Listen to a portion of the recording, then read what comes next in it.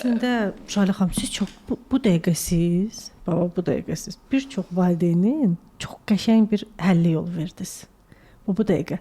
Siz deyirsiniz, var övladlar ki, hansı ki onlar xaricdə yaşamaq istəyirlər. Yəni istəyidir. Uşaqlar indi baxırlar, istəkləridir. Valideyn də əlbəttə ki, istəyənə qədər çalışır ki, valideynik də uşaqlarımızın arzularını həyata keçirdək. Amma hər kəs oxumağa məcbur deyil axı. Bəli, bəli. Mümkünsüzdür. Ümumiyyətlə hamı təhsil alsa, bəs başqa sektorlar kimlər idarə edər? Yəni bu yoxdur da zaten. Yəni belə bir şey yoxdur. Əzizim, bunu bacarmırsa, bu oxumaq üçün deyilsə, bu deyim yaradıcıdırsa, bu rəssamdırsa, siz demiş ki, bir şirniyyat ustasıdırsa və yaxud da dülgər və bunun sahələrinə qoy, o yenə də getsin xaricdə yaşasın da. Yəni elə aşbazlar var ki, bu gün professorundan da, müəllimindən də, ali təhsilçisindən də çox yüksək qazanır. Və çünki peşədir, yəni buna ehtiyac var. Və biz insanları, gəncləri bu istiqamət, yəni zaten bu investisiyanı sən edirsən. 4 il universitet təhsili, yəni o düzəltdikləri universitetlərin təhsil haqqısı da az deyil. Yəni o təhsil haqqını üzərə qoysanız, onun yaşam xərclərini, bunun təyyarə biletini üstə qoysanız, yetəri qədər investisiya edirsiniz. Valla Loru desə 100 minə qədər xərc çıxır. Doğru. Siz o investisiyanı ona 2 aylıq bir dil, hər hansı bir peşə kursuna qoysanız, zaten onu gedib öyrənəcək, gələcək. Bir də indi imkanlar daha çoxdur. Avropada imkanlar çoxdur. Məsələn, əgər əvvəllər hər hansı bir qaynaqçının, hər hansı bir belə deyək də peşə sahibinin Avropada iş tapması çətin idisə, bu günlərin belə bir çətinlik yoxdur. Siz minimum pre-intermediate dil bazası ilə siz gedib bunu əldə edə bilərsiniz. Yəni bu günlərin zaten gənclərimizin çoxu dil bilir. Bizdən əvvəlki bizim bəli valideynlərimizdə problem idi dil bariyeri.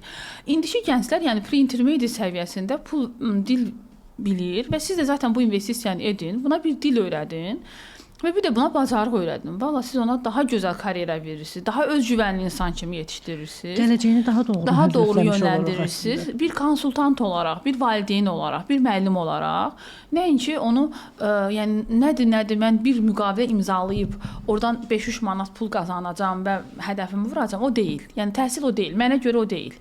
Təhsil dəyərdir. Həmişə demişəm. Mən hər dəfə çıxışlarımda da, networking görüşlərimdə də deyəndə deyirəm ki, mən ən çətin bizneslərdən biri mənə görə təhsildir. Niyyədir? Siz bir mağaza açıb, hər dəfə nəyisə update edib pul qazana bilirsiniz. Bizim biznesdə daima nəticə önəmlidir. Mən sizin övladınıza nəticə yığdırmasam, siz niyə mənim yanıma övladınızı qoyasınız? Çünki siz nəticə istəyirsiniz. Bəli. Və bizim də bu nəticədə, təhsildəki nəticədə bir günə verilmir. Biz zaman buna invest edirik. Sonda bu nəticə əldə olunur və siz özgüvənlə deyirsiniz, və bunu mən etdim, bu mənim əsərimdir. Yəni o qədər tələbələr olub həyatımda ki, bu günlərim Avropada top şirkətlərdə işləyirlər. Nə bilim, çox onların speaker olaraq çıxışlarını görürəm. Yəni o qədər xoş gəlir ki, hər dəfə də onlara komment yazıram ki, səndən qürur duyuram. Mənə deyirlər ki, rol modelim siz oldunuz, mentorum siz oldunuz. Siz olmasaydı belə olmazdı. Bu çox vacib bir məsələdir. Yəni düzgün mentor olmaq, təhsildə düzgün mentor olmaq çox vacibdir. Bir də bizdə ən böyük problem nədir? Hamı hamını pisləyir, hamı özünü öz sektorunda ağıllı hesab edir. Bu da düzgün yanaşmadır. Yəni hərənin öz dəsti xətti var, hərənin öz yolu var. Amma onu düzgün şəkildə yönləndirmə. Mən düşünürəm ki, təhsil sektorunda olan insanlar seçilməlidirlər. Başqa sektoru bilmirəm. Bu dövlətin də nəzarətində olmalıdır. Bəli. Hər kəsin valideyninin də diqqətində olmalıdır. Mənim uşağıma kim təhsil verir və mənim uşağıma, hətta bu gün hamı kamp aparır. Instagrama girmək mümkün deyil. Hamı London kamp aparır. Hamı MUN layihələri olub.